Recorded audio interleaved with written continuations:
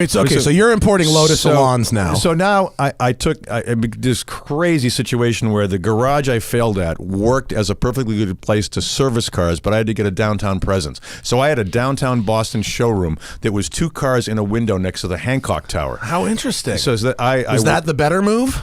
That was a good first start. I had 10-car parking in the building, so I had this great situation in the building that I was in, right in downtown Boston. And this was the ball ache of the whole thing.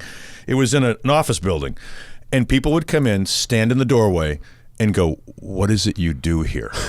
And they didn't understand. These are for sale. You can buy them.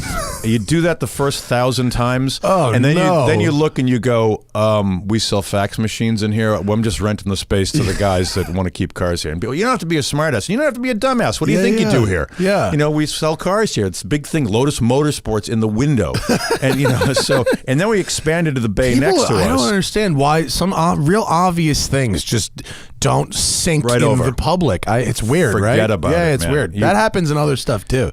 I'm with stupid T-shirt. Yeah, we should be giving those away to a lot of people. I'm actually, they would just come in but they would stare. They'd just come in and they'd look and go, "What is it? I don't understand why these cars are here. Well, they're for sale." Yeah. And you wait long enough, you'll see us drive one out through the lobby of the building. That's so odd. That went. That morphed into, now I don't want to brag, Matt. Did you choose Boston, by the way? I grew up in Boston. You grew up in Boston. Yeah. Okay, so you were just doing it at home, basically. Yeah. Okay. Yeah. So, after I morphed out of being a photographer into the car thing the whole time, there was never a plan. So Lotus, I thought, this is a real legitimate, this is a business, because the Esprit was still a hot thing. Mm-hmm. So I was the biggest Lotus dealer in the country from, I want to get this right, 93, 4, 5, and 7. How many cars a year or a month does it take to be the biggest Lotus dealer in the country? One a month. I mean, congratulations. That's phenomenal. I still have the little plaques. I'd go to the ceremony at the Detroit Auto Show, and here's your plaque again. You get a plaque for every car you sell. So I still have them. That's awesome. And then while I was a Lotus dealer, I was begging to become an Aston Martin dealer. And at the time, there were no Aston Martins to sell. That's when they hit the absolute bottom. Even before Ford got involved. Right before, right? Ford was involved, but they weren't building any cars yet. They were just giving them Taurus steering wheels with airbags in them? in those V600 cars. Oh, those handmade, wonderful things. Have you driven a V600? Oh, yeah. Is it good? It was good then. It was, it's like the Le Mans car. Yeah. They made 40 of them. It goes like stink. Your Vanquish is far more technologically advanced and much more forgiving to drive and easier to drive quickly.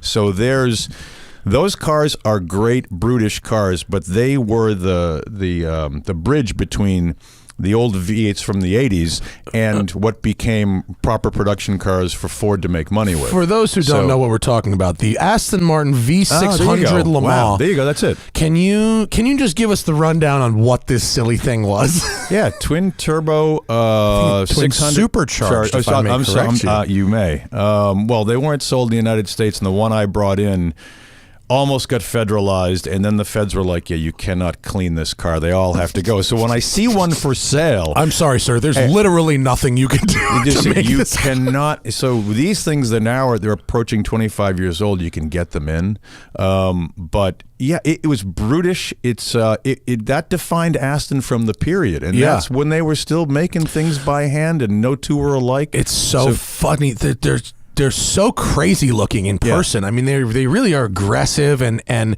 there's a lot of 90s in this car. Oh well, but you open the hood, and holy shit, is that an engine? Wait, let me get the engine shot, because that's really where it's at. Well, the head fake is the Virage, though. See, the head fake is we got the Virage, the rest of the world got that. There you go, bro. I mean, that's just if you are monster. On the video version of the podcast right now, what we're describing is an engine bay that has the blower that you'd normally see on like a Terminator Cobra. It has one on each cylinder. It's one on each side of the engine bay. Somebody in a meeting said, "Guys, I have the plan. We got to do this. We got to do this. And we're going to make it. We're going to tie in back to 1959 with the Le Mans history. I mean, that was the greatest coup with Shelby Moss and Salvadori winning that race. Yeah, because they're still they're still working off that victory. You know, I mean, that was a year Mini before and I was Aston born. Martin are still working off their 50s race wins. I just watched on the flight home Ford versus Ferrari again last night, and they opened the movie with that scene. The DBR1, yeah, with Shelby popping the pills and trying to stay alive. You know, trying to focus. They really made that pill popping pretty casual in that film. Don't they? It's just going to keep my heart going by having a few more of these chiclets. No problem. So let's dump these in. So you wanted a franchise for this car? Of course, I wanted a franchise in 1990. I started knocking on the door in 1991 when I became a Lotus dealer, and I remember the first meeting I went to Aston. Peter Lavanos, who was still a principal in the company. I was supposed to meet with Peter, and I don't know if Walter Hayes was there still or yet. But Lavanos had to run out literally in front of me because war was starting and there was some uneasiness in the Gulf then. And I remember him saying, "What do you mean one of my ships got hit by a Stinger missile?" And it was like, so he looked at me and was like, you know, "I know you're here to meet me. You got to come back." Yeah. So that was the slow drag from 1991 to 1996 when Aston was next to Lotus at the Detroit Auto Show. And the national sales manager, Jackson Pike at Lotus, who is a peach mental case, most fun guy to ever work with, he said, "There's some guys here from Aston Martin where they're expanding the dealer network from 7 to 19 dealers." And they said, "Can you help us?" Is that U.S. or global? U.S. Okay. So there were only 7 dealers in the U.S. Before the DB7 came out. And that were left standing. And they said, "We want to expand. These are the open markets. There's 12 open markets. Do you know people in these markets?" And Bill Donnelly at the time, who was working for Aston Martin, met with Jackson and said, "Do you know anybody in Boston?" And Jackson goes, "Well, our biggest dealer in the country is in Boston, and he loves British cars." And then sort of Bill went, "Oh, wait a minute. Do you know this guy that's been trying to be a dealer for 5 or 6 years?" Jackson picked up the phone. He goes, "Come out to Detroit a day early before I was getting my award." And he said, "I want you to sit down with Bill." And we mapped out this whole thing, handshake. So that was December going into January. And by the end of January, Michael Hazy had come out from Aston Martin to visit my shop. And it was, we want you to be the guy in Boston. It was a total handshake over a napkin. And it's how you could do it. You could never do that today. You could never, ever do that. And they started sending me cars. You could for like Teslas.